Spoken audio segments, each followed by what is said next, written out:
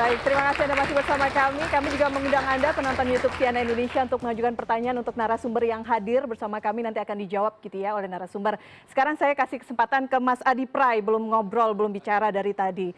Kalau tadi dari sisi hukum, sekarang kita ngomong tentang politiknya. Secara gambaran, secara lisan disampaikan oleh Pak Jokowi, secara politik dibacanya seperti apa ini Mas Adi Pray? Ya, pertama saya tegaskan posisi duduk saya itu di tengah, Elvira. Tidak di kanan dan tidak di kiri. Iya, di tengah mahasiswa maksudnya ya. Tapi masih satu baris, Mas. Tapi begini, secara prinsip ya, kalau segala apapun yang dibicarakan oleh Jokowi itu selalu memantik satu engagement dan perdebatan yang tidak berkesudahan. Jangankan soal statementnya terkait dengan KPK, terkait dengan apapun statement di PSI, mau berhenti urusan politik, kembali menjadi warga negara biasa, per hari ini sekalipun, itu terus menjadi percakapan yang saya kira kalau kita cek rata-rata secara umum, engagementnya di media sosial, termasuk di kalangan publik secara umum, itu memang selalu memantik satu perdebatan. Ada yang kontra, ada yang pro, dan seterusnya. Yang kedua tentu pernyataan Pak Jokowi terkait dengan setuju untuk mengembalikan undang-undang KPK ke yang lama, ini kan bersayap. Satu sisi Jokowi setuju terhadap penguatan KPK dengan mengembalikan kepada undang-undang KPK yang lama, tapi pada saat yang bersamaan mention bahwa persoalan revisi undang-undang KPK nomor 19 2019 itu hanya inisiatif DPR dan Pak Jokowi tidak ikut tanda tangan. Padahal kalau kita mau cek rata-rata secara umum, sepanjang perdebatan terkait dengan revisi Undang-Undang KPK, tidak ada satupun yang berdiri bersama dengan aktivis mahasiswa, kelompok-kelompok aktivis dan pegiat demokrasi untuk menolak revisi Undang-Undang KPK yang terjadi saat itu. Kebetulan saya membersamai sejumlah kawan-kawan aktivis menolak revisi Undang-Undang KPK saat itu yang menurut keyakinan kami, bukan menurut keyakinan saya ya, menurut keyakinan kami itu adalah bagian dari upaya untuk mempreteli sejumlah kewenangan-kewenangan KPK yang tidak seperti dahulu kala. Saya misalnya tidak pernah melihat bagaimana unsur dari pemerintah, selevel menteri ataupun departemen yang memiliki posisi politik yang sama dengan iman kita yang menolak revisi itu. Apalagi kawan-kawan DPR. Satu pun tidak ada yang memberikan statement bahwa revisi Undang-Undang KPK 2019 itu dianggap mengkebiri hak dan kewenangan yang dimiliki oleh KPK. Jadi kesimpulan saya sebenarnya revisi Undang-Undang KPK ini adalah dosa kolektif, eksekutif dan DPR.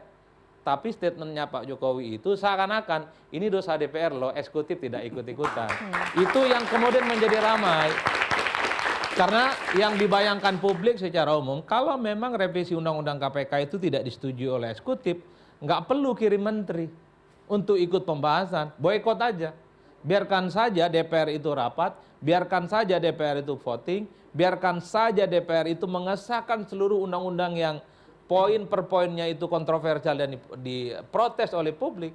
Yang paling penting adalah posisi politik eksekutif, pemerintah, presiden, dan menteri tidak ikut campur dalam persoalan-persoalan itu. Sekalipun dalam undang-undang sudah disebutkan, tanpa ikut sekalipun, tidak ada tanda tangan presiden sekalipun, per 30 hari undang-undang itu sudah dinyatakan sah. Kan itu yang sebenarnya membuat kenapa ramai.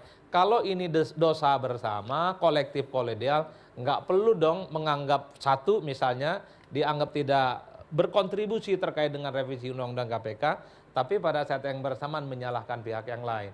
Saya membayangkan, Elvira, kalau Pak Jokowi ngomong setuju dengan mengembalikan, memperkuat KPK kepada undang-undang yang lama, titik. Saya kira perdebatannya tidak akan ada panjang seperti ini. Tapi kalau ada titik koma, yang bikin undang-undang DPR loh, inisiatifnya DPR loh, awak tidak ikut tanda tangan, ramai. Makanya kawan-kawan DPR di luar PDIP, kalau PDIP menyerang Pak Jokowi wajar. Ini kan soal luka hati yang belum ada obatnya hingga hari ini. Tapi kalau partai-partai politik yang lain, Golkar statement, PKB statement, kemudian partai yang lain statement, itu untuk menegaskan, loh proses-proses politik yang terkait dengan revisi Undang-Undang KPK, ada kok di situ unsurnya, semua setuju, sami'na wa ta'na, eksekutif dan legislatif sama-sama memberikan proses. Dan bahkan menteri yang hadir dalam proses revisi Undang-Undang KPK, nggak jelas posisi politiknya mau menolak pasal per pasal dari sekian banyak yang ditolak oleh kelompok-kelompok aktivis dan pegiat demokrasi. Yang ingin saya tegaskan adalah karena ini adalah peristiwa masa lampau. Satu sisi Pak Jokowi ingin bilang seakan-akan tidak setuju pada posisi revisi Undang-Undang KPK, tapi bagi kawan-kawan DPR nggak bisa begitu dong ceritanya. Dulu ini sawaun fakot, satu kongsi. Yang ketiga menurut saya yang paling penting dalam sistem presidensialisme ada yang disebut dengan presidential toolbox. Jadi presiden itu punya instrumen segala-galanya, melampaui partai, melampaui DPR, dan melampaui yang lainnya. Dan presiden itu nggak perlu takut kepada DPR. Karena presiden itu tidak dipilih oleh DPR. Meskipun presidennya bukan ketua umum partai. Betul. Karena dalam sistem presidensialisme multipartai, yang boleh memprotes, yang boleh mengaudit, dan bahkan mengambil kewenangan yang dimiliki oleh presiden, adalah hak yang dimiliki oleh rakyat secara langsung. DPR tidak bisa dalam konteks itu. Mas Adi, jika posisinya adalah, kan publik melihatnya seakan-akan presiden dalam posisi tidak berdaya karena satu, tidak memiliki partai politik begitu ya, bukan ketum partai. Kedua, memang kesepakatan semua partai sehingga akhirnya mengikuti, tapi bentuk sikapnya adalah tidak menandatangani. Nah, bagi saya statement Pak Jokowi yang bilang tidak ikut tanda tangan revisi Undang-Undang KPK 2019, itu kan ingin menunjukkan bahwa Pak Jokowi itu adalah minority presiden dalam konteks presidensialisme multipartai. Apa itu minority presiden? Presidennya memang menang, dipilih secara langsung oleh rakyat, tapi dukungan parlemennya saat itu seakan-akan tidak berpihak kepada Pak Jokowi. Padahal di atas rata-rata, kalau kita melihat dalam sistem koalisi, dalam sistem presidensialisme, hari ini bisa berbeda sikap politiknya terkait dengan revisi Undang-Undang KPK, tapi pada undang-undang yang lain bisa bersepakat. Contohnya Cipta Kerja, contohnya soal revisi undang-undang yang lain. Nah, yang jadi ramai itu karena Pak Jokowi itu dianggap tidak mau melihat secara utuh bahwa proses terkait dengan revisi Undang-Undang KPK itu sebenarnya adalah kolektif kolegial, eksekutif dan legislatif saat itu masih satu mazhab dan satu kekuatan politik bersama. Menjadi ramai Elvira karena pecah kongsi 2024 jadi perdebatan apapun, hal-hal yang disampaikan secara eksplisit oleh Pak Jokowi panjang sepanjang-panjangnya dan tentu saja pastinya tidak akan berkutu. Dan saya membayangkan kalau Pak Jokowi tidak bikin manuver politik jelang 2024, rasa-rasanya revisi Undang-Undang 2019 ini tidak akan sepanjang dan segaduh ini. Saya membayangkan seperti itu. Jadi memang intensi politiknya dalam konteks ini memang kita tidak bisa nafikan sama sekali. Posisi duduk, soal positioning, itu turut bisa menjelaskan bagaimana setiap statement Pak Jokowi dalam banyak hal itu adalah posisi-posisi politik yang dalam banyak hal beririsan tebal dengan kelompok-kelompok yang anti. Saya membayangkan misalnya kalau Pak Jokowi tidak pecah kongsi dengan PDIP, pasti yang paling depan membela Pak Jokowi hari ini kawan-kawan PDIP. Betul. PS itu nggak perlu capek-capek untuk membela itu. Tapi kan ada kecenderungan per hari ini yang cuman solid ya, selalu konsisten membela Pak Jokowi. Kalau nggak Bung Freddy Damani, ya Bang Ade Armando. Yang lain-lain sudah tidak ada. Terkesan memang ya pembela-pembela Pak Jokowi udah mulai nggak ada nih. Bahkan partai-partai dulu yang sangat koalisional ya, sikoh sami'na wa ta'na dengan Pak Jokowi, semuanya kelihatan mulai balik badan. Itulah yang kemudian betapa posisi politik dalam konteks membangun argumentasi dalam statement-statement politik Pak Jokowi dalam banyak hal memang turut menjelaskan bagaimana argumentasi itu disampaikan. Saya Kira-kira di mau situ, tanggapi Elvira. sedikit boleh? Oke, boleh. Bang Ya, Ferry. saya mau tanggapi sedikit Bung Adi sama udah Ferry ya. Jadi saya mau bilang begini. Betul, secara konstitusi, secara ketatanegaraan, sistem presidensial kita disampaikan Bung Ferry tadi. Tapi saya mau sampaikan satu lagi bukti bahwa kekuatan politik tadi Bung Adi udah menyampaikan bahwa memang Pak Jokowi tidak punya partai ya. Nah, ini tafsir menghadapi Dengar dulu. ini. Satu bukti otentik bahwa bukan beliau bukti otentik. tidak berdaya ketika berhadapan bukti dengan otentik. kekuatan politik di DPR. Kalau bisa saya mohon ditampil. Pak Jokowi 3 kali mengajukan RUU perampasan aset. Menko-nya minta, ya sampai ditanggapi oleh dari Ketua Komisi 3 pada saat itu. Minta persetujuan. Tuh, saya 3 kali dorong. Itulah, makanya bahasa saya pakai tadi kompromi politik. Ini fakta, Ini gitu loh. orang ini lucu semua. Gitu loh. Katanya revisi Undang-Undang KPK pelemahan. Sekali lagi saya sampaikan, ya. Apakah KPK sekarang tidak bisa OTT? Apakah KPK setelah direvisi tidak ada menangkap, menetapkan menteri-menterinya Jokowi selama itu? Apakah tidak ada kepala daerah? Apakah Pak Jokowi intervensi ketika kasus itu? Tapi ada datanya dari Transparansi Internasional Indonesia setelah revisi dilakukan kemudian turun. Setuju.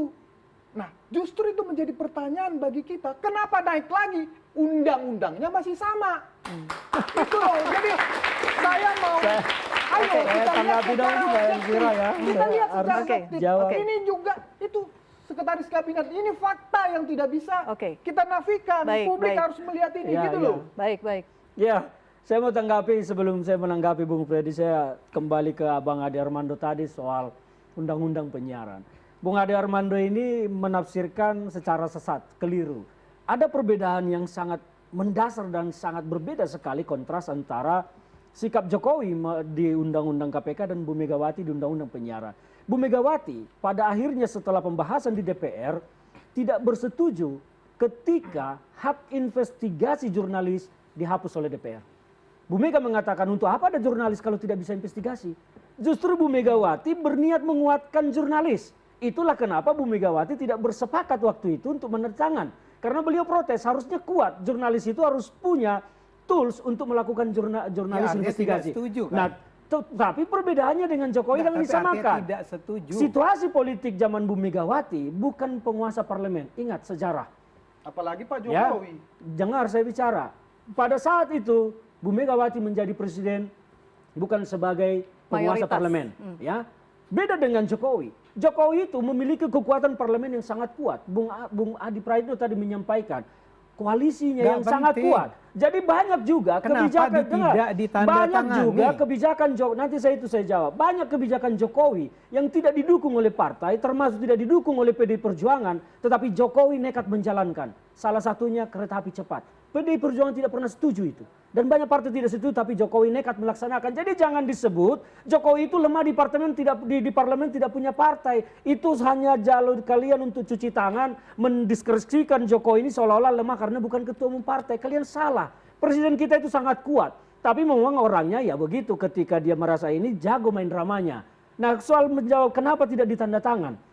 Sejak awal ya, kalau soal undang-undang perampasan aset, pertanyaan Bukan. saya satu Kita lagi, nggak ngomong biar nggak perampasan ketinggalan. aset dulu. Kenapa Kita bicara kenapa tentang presiden tidak pernah undang-undang mengirimkan? Kenapa presiden tidak pernah mengirimkan surpres ke DPR untuk membahas undang-undang perampasan aset? Kenapa hanya statement-statement aja? Kalau udah diajukan resmi ke DPR. Presiden tidak pernah mengajukan ke DPR surpres untuk membahas RUU perampasan aset. Hanya pembahasan lisan. Anda harus paham ketatanegaraan. RUU sudah resmi disampaikan Tidak. pemerintah ke DPR. Presiden Anda boleh tidak cek. pernah mengirimkan surpres. Makanya kalian cek sejarah. Itu di era ya. Pak Jokowi. Itu Oke. pembahasan lisan Baik. di DPR. Di tahun tetapi berapa? Tidak. Nggak pernah. Presiden tidak pernah mengirim surat. Oke. Tapi kalau Baik. pembahasan secara lisan itu pernah Oke, dibicarakan baik. di Saya ke Komisi Bang 3. Laode, Saya jawab ke satu Bang lagi Laode dulu. soal Tunggu kenapa dulu sebentar, saya presiden. Bang Laode dulu. Nanti Itu saya betul jawab. tidak? Presiden tidak pernah mengirimkan, karena ini di era waktu itu Bang Laode juga masih aktif di KPK. Tapi pernah mendengarkan tidak? Presiden Jokowi memang ada mengirimkan surprise untuk Tidak. Tidak pernah. Tidak pernah. tidak pernah. Pembahasan Tidak lisan di komisi tidak Oke. pernah. Apa ini relevansinya apa ya? Saya menanggapi apa yang beliau sampaikan tadi. Soal undang-undang perampasan aset, beliau katakan presiden berkali-kali mengusulkan, tapi DPR tidak setuju. Faktanya bahwa presiden tidak pernah mengusulkan secara resmi. Itu disampaikan oleh Pak Freddy Damani Mahfud. pendukung setia Jokowi. bukan Pak Mahfud. Ingat Oh, itu nggak? yang kita bahas Ketika bahwa ketika ada pembahasan Bambang lisan di Pacul- Komisi 3, Iya. betul. Tetapi presiden belum pernah sekalipun mengusulkan ke DPR Tapi artinya untuk membahas RUU perampasan pemerintah aset. sudah menyampaikan ke Mengapa DPR. presiden tidak mengirimkan surat? Pak Mahfud waktu itu bilang tolonglah teman-teman DPR. Pertanyaannya, Kali mengapa ini- presiden tidak mengirimkan saja surpres ke DPR? Poin saya adalah dia ingin agar itu dibicarakan. Tapi Pak Kan sudah Bambang waktu itu dibicarakan di bilang, Komisi 3. Pak Bambang bilang bahwa ini urusan ketua umum, bukan Korea. Makanya supaya itu menjadi urusan parlemen, harusnya presiden mengirim surat. Kalian jangan berlindung di balik itu semua. Enggak, Jokowi saya ini tidak paling ingin- lihai berbicara. Saya tidak Lebih ingin lihai ilmu komunikasinya dari Bang Armando yang dosen komunikasi. Jokowi itu keren. Iya, iya. Jadi itu intinya. Jadi Jokowi emang keren. jangan kalian tutupi drama-drama yang dilakukan Jokowi itu dengan tafsir-tafsir yang justru kasihan publik bangsa kita ini disuguhi dengan tafsir-tafsir yang justru Tapi tidak benar. faktanya Bung Ferdinand, Pak Jokowi tidak menandatangani. Kenapa Jokowi tidak undang-undang menandatangani? KPK. Kenapa? Karena kalau saya menghubungkan pasal, ini persepsi saya dan keyakinan saya. Jokowi memang sudah terlibat sejak awal merancang ini. Sehingga dia main drama saja.